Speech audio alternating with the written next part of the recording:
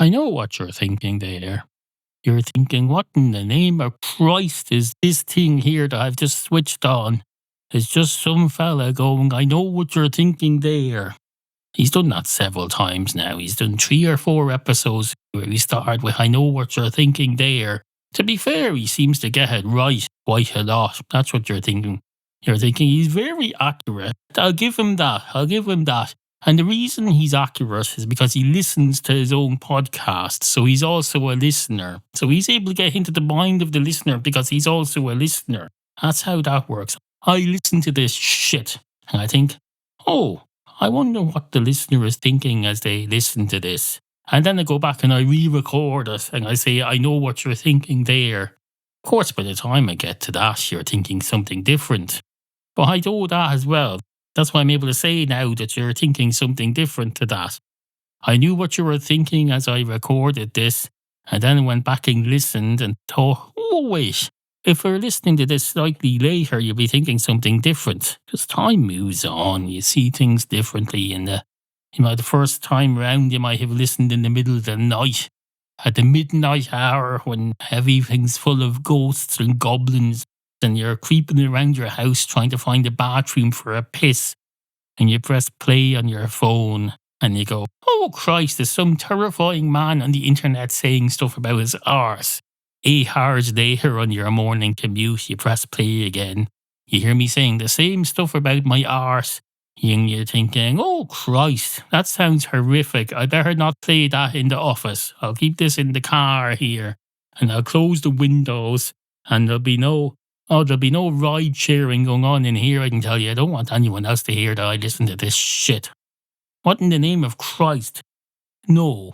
It's worse than people finding out I listen to Howard Stern. No, I don't want people to know I listen to this shit. I don't want people to know that I listen to it and don't enjoy it. So I'm going to pretend I enjoy it, because there's one thing worse than having people know that I listen to this would be for them to know that I continue to listen to this despite not enjoying it. Oh, they'll think I'm some sort of weirdo who likes doing self-harm to himself. That's what you're thinking. And then, of course, on the afternoon commute, you listen to it and you say, I wonder when he's going to get to the traffic news. When's the traffic news? Traffic news is a thing of the past. Get over it. They shut down all the AA road watch. Every station used to have a thing that said, AA road watch, here's where the traffic is. They shut all that down. They said, we don't need that anymore. Things have moved on.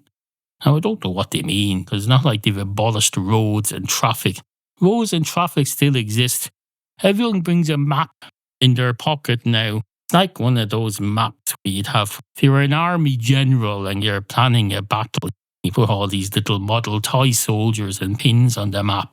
You say, these troops are moving over there across the lake now, so we'll move these little green pins over there. They represent them.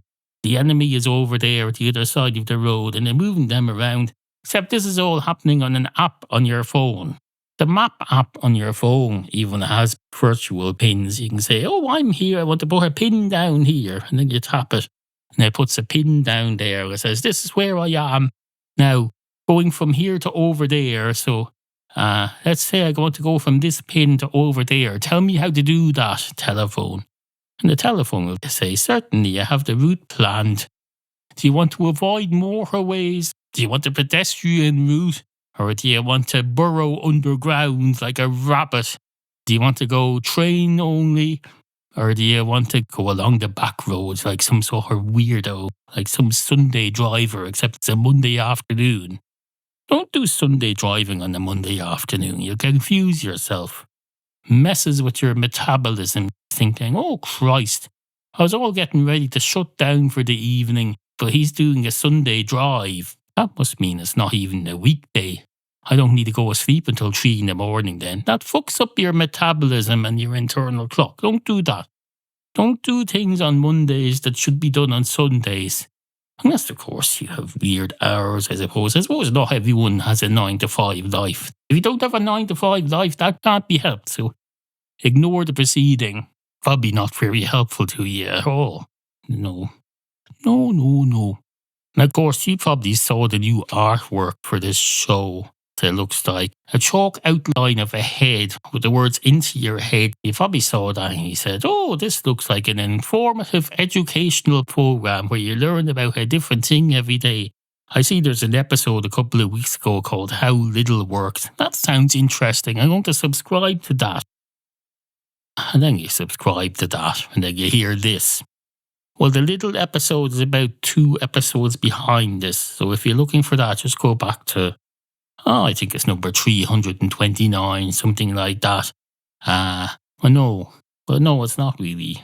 It's not what you think it is. That's the thing. You're not going to find out how little works.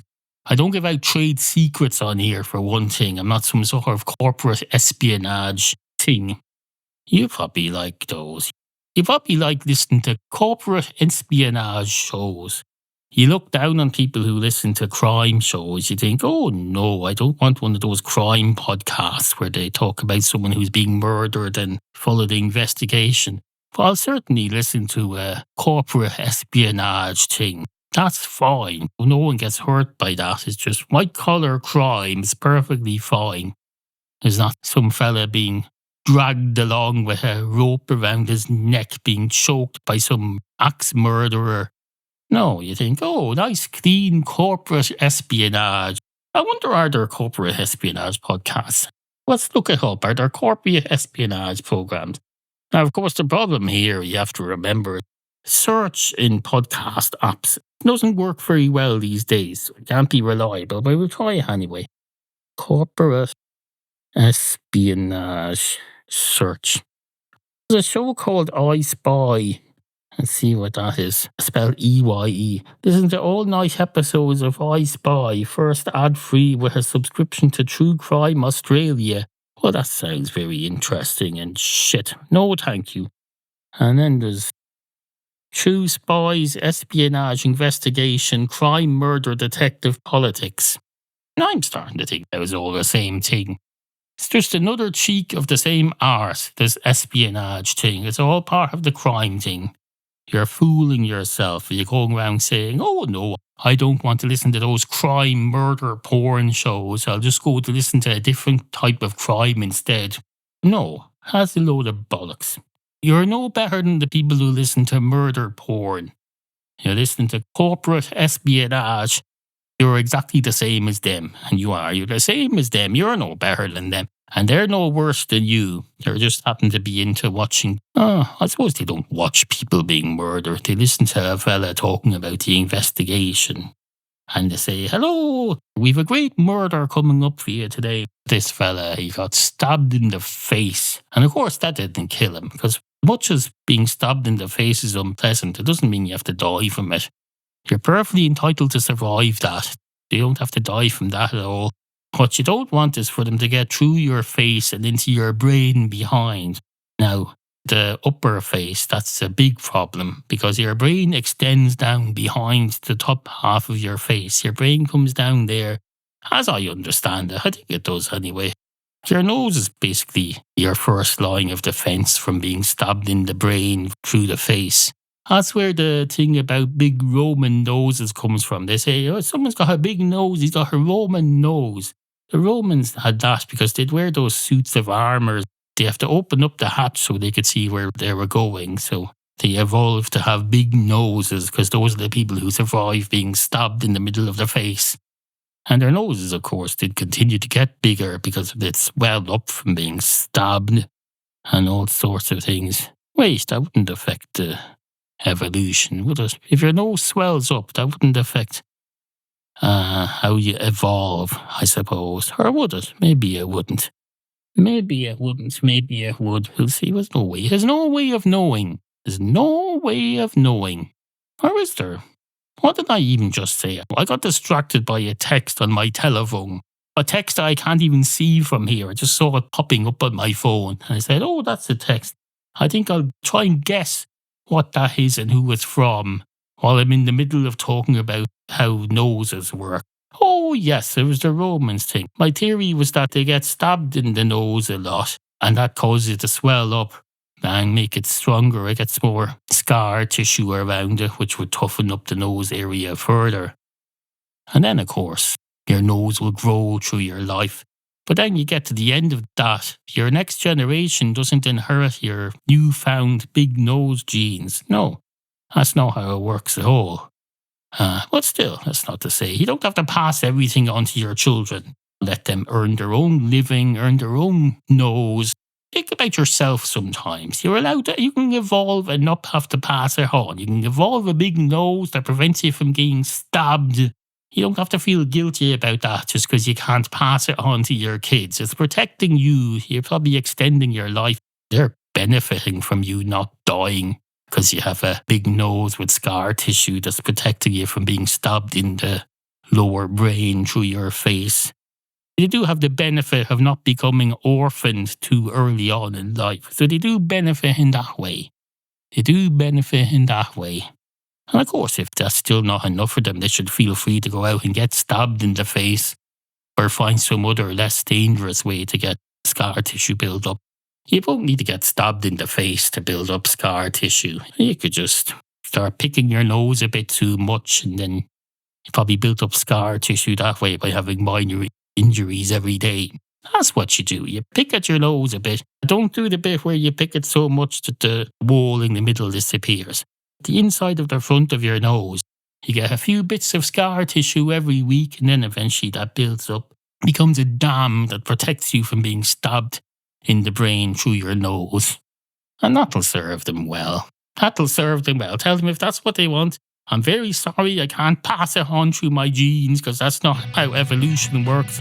But if you want to do that, I'll tell you how you can do it. And it's very easy. You can do it just sitting there while you're watching television.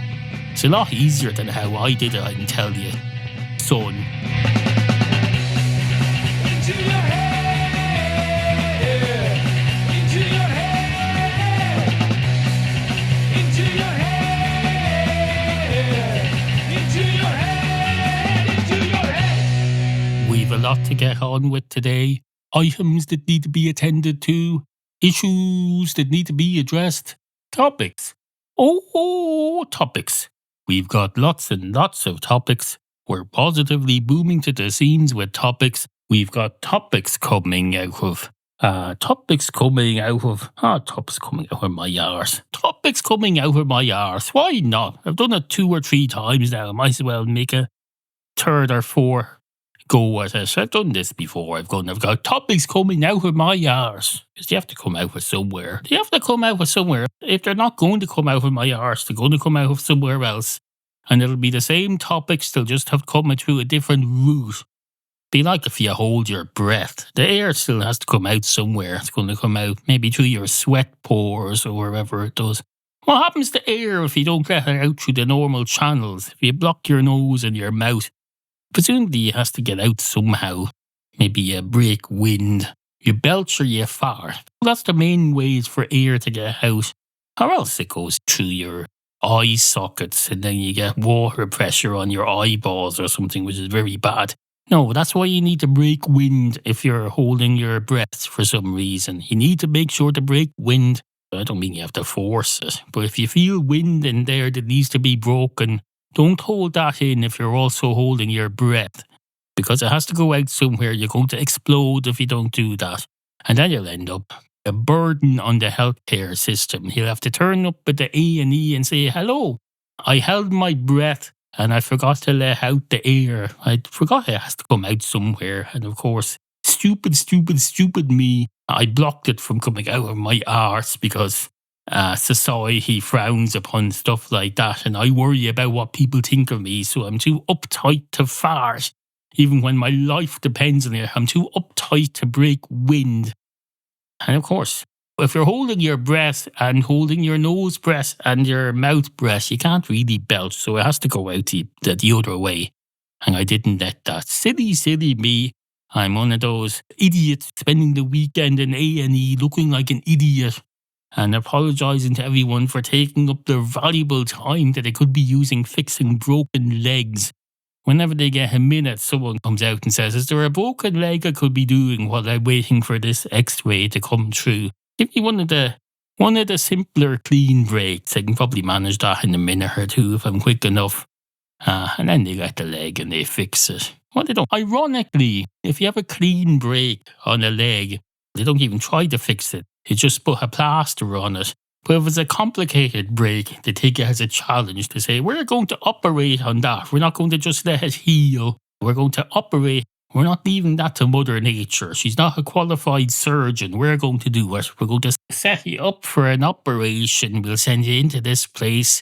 Do they put you asleep if you're having a leg surgery, or do they just put your leg to sleep?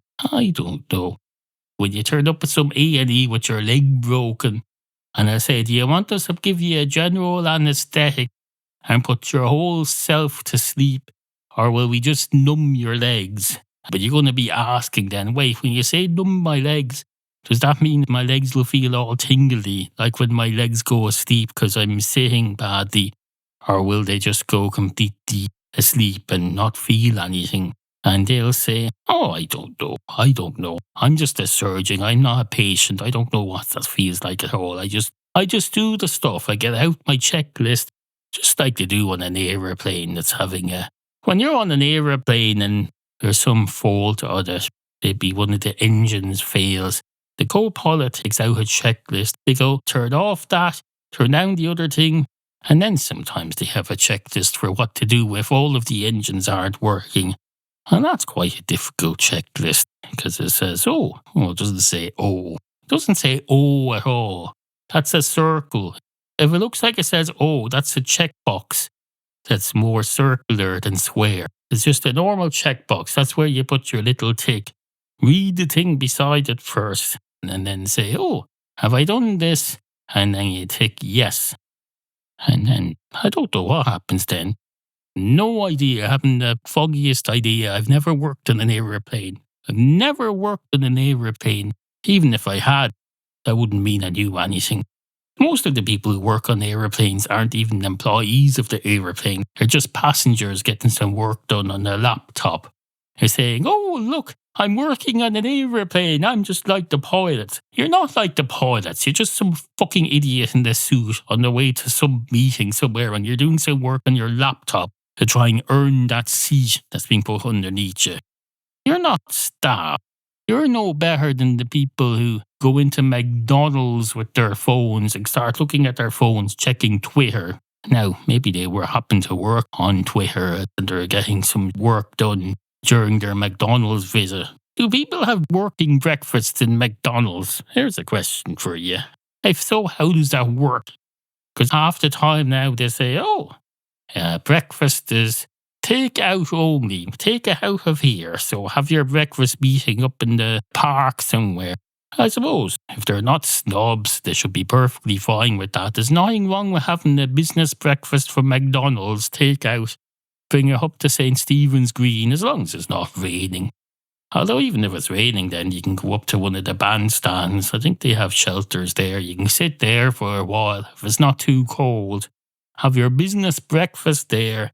Have a coffee, and don't get the pancake meal because that's too messy. That's too messy even to sit in. You get a pancake meal in McDonald's, you're going to need a bath before you leave. The pancake isn't the problem. They put the syrup where. Now, I've tried to alleviate this in recent years. I always choose the pancake and sausage meal rather than just the pancake meal. You get 2 pancakes and you put the sausage patty in the middle. And you put the syrup on the sausage patty and you eat it like a sandwich. Now that's slightly less messy, but I still haven't perfected it. I still get some mess on me. And I still need to have a bath before I leave that McDonald's. But of course I can't because they don't have a bathroom. They don't have a bathroom. They just have a toilet. You just have a toilet and a sink. And you're supposed to go in there and figure out how to have a bath in there. And then you feel bad because then you remember homeless people that do that all day, every day, and they don't complain about it. And here's you having a McDonald's breakfast and you're complaining because you can't figure out how to have a bath on the fly. That's what they call first world problems. And of course you can say, yes, it's a first world problem, but I make no apology for that because I live in the first world. They'll say, yes, we know you live in the first world. So what? And you'll say, exactly, so what? I live in the first world. I'm entitled to complain about first world problems that I'm experiencing. And they'll say, fair enough, fair enough. But can we get on with our breakfast meeting now? And then they'll say, certainly, where are we going? And they'll say, we'll go up to St. Stephen's Green. It's a few minutes' walk from here. It's the nearest place you can sit down at this hour of the morning. Up to St. Stephen's Green. We'll have our breakfast meeting there. Although I suppose we're a business. Why don't we just go into the office? We could just have this in the office. It's a take-out meal. Why not bring it into the office? Or the canteen if there's some problem we're having at our desks. Why don't we do that? And someone else will say, well, I think the idea is to have it as a business breakfast because it feels like you're getting out of the office. Which that doesn't make sense because if it's the morning you haven't arrived in the office yet. It's not getting out of the office if you haven't even arrived yet. All you're doing is delaying your arrival. And then when you arrive, you're going to find not only have you got stuff at your desk that you have to catch up on because you're arriving late, you also don't have the benefits of arriving late because you had to work. You were still just as tired as you would have been. A business breakfast is work, just as much as arriving at the office and not having breakfast there is work. It's not saving your energy or anything. The only difference between a business breakfast and a business day is that the former tastes nicer. That's all it is. It tastes nicer. And is possibly more nutritious, because just sitting there all day at your desk isn't nutritious at all. You're burning calories, using up vitamin A to look at the screen all day. That uses a load of vitamin A that you're probably not replacing. If you're working in an office at a screen all day, make damn sure you're taking vitamin A every 3 hours at least. You don't want to end up going blind like me. You don't want that. Have your vitamin A and then find out from your parents if you have some genetic shit that's going to burn your retinas to bits as well. And then, I don't know. Well, this last minute or so turned into a load of bollocks, didn't it? It was all fine until then. Actually, I just realised I haven't had breakfast today. Or have I? Wait a minute. No, I had a thing that might otherwise be considered a snack because it was. It's not a breakfast item. So I didn't register in my brain as breakfast because it wasn't a breakfast item. Although in a way it was. I had a snack waffle from a package, the kind of thing you have as a snack. I ate enough to constitute a breakfast. So I suppose, yes, that counts as a breakfast. Then I had coffee, and then I had energy drinks, and then I had a pain in the arse trying to sort out technical problems here so I could get going. That's what I had. That's the average day of someone like me. What's an average day of something like you? You probably do the same thing. You probably wake up and think, oh, I think I'll have a savoury waffle from a package, and I'll eat that. And then I'll try to remember whether I had breakfast or not and get very confused because I'm looking back through my memories trying to see if there's any images of myself sitting at a breakfast table eating something breakfastular, and there's nothing there. And that's why you think, oh, maybe I didn't have breakfast. It's very confusing. That's why people have breakfast stools and breakfast bars in their kitchen. It helps their memory. If you're eating in the morning, have a table that you reserve purely for breakfasts. And then when you think back around lunchtime, did I have breakfast today? Let me see.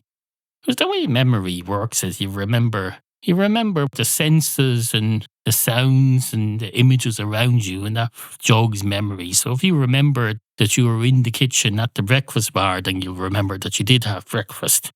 But if you're at your desk and you take out these waffles out of a snack drawer or something and cram them down your gullet, and then you try to remember later, did I have breakfast? No, I didn't, because I'd have gone to the breakfast counter in the breakfast bar in the kitchen or whatever you call it. So no, I didn't have breakfast. So that doesn't even register. You have an unregistered breakfast. It does you very little good because it doesn't register in your system. It's like those hard drives they used to have. I used to move all the ones and zeros around a bit to tidy it up to make it work more efficiently. Now that I think about it, it's not like that at all. That's a load of bollocks. Into your head. I know what you're thinking there. I also know what I'm thinking here. Well, of course I do. Why wouldn't I know what I'm thinking here? I always know what I'm thinking here. I just don't normally have to point it out. I often go, I know what you're thinking there, but I don't go, I know what you're thinking here, unless it's of interest. And if it's of interest, I usually say it without having to go, the following is what I'm thinking. I just say it. On this occasion, I know what I'm thinking here. And what I'm thinking and not necessarily saying to you, except I'm going to say it now. I'm going to get it out in the open now and I'm going to say it. Where in the name of fuck and all that shit come from about the nose? Where did that come from? I just spent 15 minutes talking about how you worry about not passing on genetically your ability to protect yourself against being stabbed in the face through a hole in the front of your suit of armour that you have to open to see and breathe through. So you teach your children how to build up scar tissue by picking their nose every day, so they build up a natural guard against being stabbed in the part of their brain that's apparently behind the upper half of their face. And now, of course, you're thinking, the upper half of your face, where does that begin? Because I'm claiming that the upper part of your face is where the brain stem is and you need to protect that. But your nose isn't the upper half of your face, is it? Where does the upper half of your face start? Setting aside the issue of how high your forehead is, let's say that all things being equal regarding forehead height, let's say you have a nose, which you probably do. You probably have a nose. But let's say you have a nose anyway, whether you have or not. You have a nose. Where does the top half of your face start for the purposes of this discussion? Does it start at the top of the nose, at the bridge of the nose? Does it start at the nostrils? Does it start halfway up your nose? I suppose it depends on the length of the nose and whether your nose extends up between your eyes and down over your mouth. Where does the top half of the face begin for these purposes? Well, I would say it'd probably be easier if we don't measure it in terms of where the nose is. We say at the top of the cheekbone, perhaps, or the centre of the cheekbone. I'm putting myself in the cheek now. I don't know if I consider this the top of the cheekbone or the middle of the cheekbone. Oh yes, where the bottom of the eye socket meets the cheekbone. Let's say the lowest extending part of the perimeter of the eye socket. That's where it would be. So say that marks the middle of the face. I'm pointing at mine now, and it reaches just below the bottom of my glasses frames. Now I do wear quite big glasses. And of course your glasses move around a bit and they're not always a good fixed measurement of where the bottom half of your face is, especially if you slide them down your nose sometimes. So let's forget the glasses.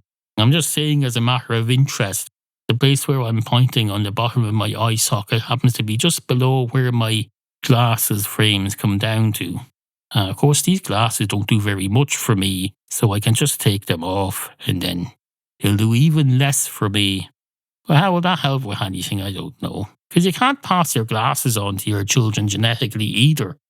That's not how that works. Now, I got my eye issues passed on to me genetically, but they don't pass the glasses on. They might pass the need for glasses on, and they might pass the ineffectiveness of the glasses on.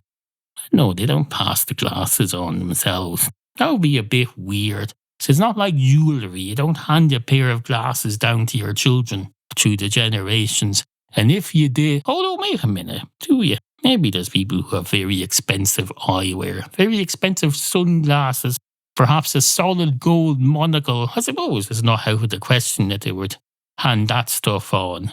There was that guy in England, he passed three bear puppets. The guy who does the Sooty Show. It was a children's puppet show that's been on for a very, very long time. The guy who originally started that passed the whole act on to his child. Sooty the bear and Sweep the dog and Sue the talking bear. He passed them on to his son. And then eventually his son sold them. So I suppose you could do that. But that's not passing things on genetically. You can't pass your glasses on genetically. What was my point? Do you know what my point was? Well, if I've conveyed it correctly, and if you've been listening correctly, then you do know what my point was. Unless my point wasn't worth making, in which case I haven't conveyed it to you. And that's good too. If my point wasn't worth making, it's good that I haven't conveyed it to you. I've just done some filler while I thought about whether it was worth passing it on to you. So that's fine. Now, where the fuck was I going with the Sooty Show, though? Oh, yes, I talk about a solid gold monocle. I think that reminded me of a ventriloquist dummy. That probably made me think about puppet acts. Although a ventriloquist dummy and a puppet, I would argue, are not the same thing. You think of Sooty and Sweep, they're cute little furry bears and dogs who squeak or make noises. That's not the same as some smart horse fella in a monocle. It's not the same thing at all. You show that smart horse ventriloquist dummy in a monocle to your kids and say, oh, look, I'm going to put on a little puppet show for you now. They'll say, no, that's gross. Don't show me an old man, an old grey-haired man usually being operated by another old grey-haired man. Not that there's anything wrong with being an old grey-haired man. It's just not an act you do for your children. They'd much prefer the Sooty Show. A harmless little bear, a dog who just squeaks. A bit like the baby on Family Guy, except it's a dog. And then you have a talking bear called Sue. I suppose that's a bit like the dog on Family Guy. And then you have... Oh yes, you have Sooty. Sooty who doesn't say a fucking word. He just does the action of whispering into people's ears and people say, oh, is that right, Sooty? Timmy fell down the well, did he? Well, you ripped that off from the Lassie show. Then, of course, Sooty will argue, excuse me, you're projecting onto me. I didn't say anything about anyone falling down the well. I've just pretended to whisper something to you, and you've pretended to understand what it is, and you've said, oh, look, he's telling me about Timmy falling down the well again. Well, I didn't say anything about Timmy falling down the well. I don't know any Timmy. I wasn't even saying anything. I was just... for one thing, I'm a puppet. Even if I'm whispering something to you, I'm just pretending to whisper. And even if I was actually saying stuff, those words would be coming from you anyway. I'm literally a puppet. So don't give me your crap about Timmy. Nobody in the broader international world of children's entertainment gives a shit about Timmy being stuck down the well. So he doesn't care. Lassie doesn't care. Nobody cares. The only one who can think who might care is who's your man who got a show on Netflix who used to do science shows for children on American television. I think he's an engineer or something. You Americans all think he's fantastic. He does, oh, look, going to explain science stuff to me as a child. He's great. That's what you say. Maybe he cares about Timmy falling down the well. I think he did one season on Netflix. I don't remember any of those being about Timmy falling down the well. I didn't watch them or look into them or anything, but I think I'd have noticed Timmy falling down the well being done as an investigative documentary for this fella. Was that for children or adults? I don't know. Then there's Wee Herman. Wee Herman, he's one of you Americans too. Well, he's dead now. The fella who plays him is dead. I presume Wee Herman is also dead. Which is unfortunate, because apparently he's very popular. He's a very popular man. He did these movies. It's about this kind of childish man going around doing stuff, going on adventures. Wait, am I thinking of Ernest? No. Ernest saved Christmas and went on vacation and did shit like that. That's the ones I'm probably more likely to have seen. Edit out this bit, it's shit. This is an edit point. Edit. Edit. Edit. Edit. Edit. Edit. Edit. Edit. Edit. Edit. Edit. Edit. Oh, now I've put myself in a difficult position. It just occurred to me while I was doing all my edit shit. I haven't had an on-the-fly musical number in this episode yet, so I thought maybe I'd try and do that. But now, if I'm happy with that musical number there, then I can't edit it out. And then what? I'm going to tie myself up in knots later during the editing process. I won't know what to do. I'll think, oh, there's me going, edit this out, edit, edit. But then I do a musical number. It wasn't even a particularly good musical number. Maybe I can improve upon it. Maybe we can salvage something here. Edit. No, that's shit. There's nothing of any value, either entertainment-wise or clever or anything, no. If this was an apple, I'd say edit out all of the flesh of the apple and then you just have the core. Now, when I say the core, I know you normal people all think, oh, the core means you have a barbell-shaped thing because you're so afraid of handling the inside of a piece of fruit. that you leave these barbell-shaped things so you have handles. You go, I have to have something to hold it with. It's not raw chicken, it's an apple. It's okay to handle the inside of the core. You don't need to leave yourself these little handles. Eat the whole fucking thing, cram it into your mouth until there's nothing left except seeds. Then eat them as well, just for fun and nutrition. They won't do any harm to you unless there's something wrong with your throat and you can't swallow properly. Then that might be inadvisable. But otherwise, eat the whole apple, it's good for you. Don't be a fucking wuss. You look upon these apples like this raw chicken. You say, oh no, you can't eat that. You can't eat that. It's not even cooked. Look at the inside. It's got bits of sinew and seeds and things. It's perfectly fine. Perfectly fine. It's just apple flesh. It's not going to give you salmonella. It's not going to choke you to death. If you eat your apple properly, you just eat it bite by bite by bite.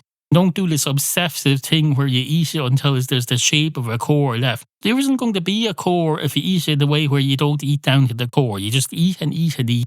When you eat a cake, you don't get to a point where you go, oh, this bit's left. I've got this dumbbell-shaped part left. You can't eat that because that's the core. You do not. Just eat and eat and eat and then it's gone.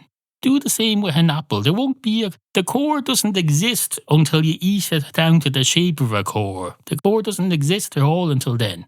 Just eat and eat and eat until the whole fucking thing is gone. It's an item of food. Eat it. Don't be fucking ridiculous. Are you going into your head? Once upon a time, there was a dog. A dog. A dog. Basically a dog. And this dog was walking along the road, minding his own business, watching out for traffic. He was keeping an eye out for traffic. Something he learned from watching The Littlest Hobo. The Littlest Hobo was a children's television program along the same lines as Lassie and Flipper and Skippy and all of them things, all those helpful animal shows. There was a string of helpful animal shows in the 70s or 80s. The least credible of them was The Littlest Hobo. They were some sort of homeless dog. Every week you go on from town to town and find something new to help out with, and people will go, oh look, the helpful dog is here. Thank Christ. And thank Christ someone recognises him. I don't know how they recognise him when he goes to a new town. It's not like he wears a cape with a big S on the front like Superman. How do people know when they happen to be having trouble and they need a helpful dog? Do they just go, oh, we have a big problem here and I don't know how to get out of it? Now, I've seen a television program where when people have a big problem and they don't know how to get out of it, a dog happens to turn up on that day. So everyone watch out. If you see a strange dog who you don't recognise, possibly on one of the main roads into the town, text everyone and let them know. And we'll check up that dog because that might be the helpful dog. You don't know. And then someone, of course, will say, what does the helpful dog look like? And someone will say, well, it looks a bit like Lassie, except it's not. Well, now that you mention it, it doesn't look like Lassie at all, visually.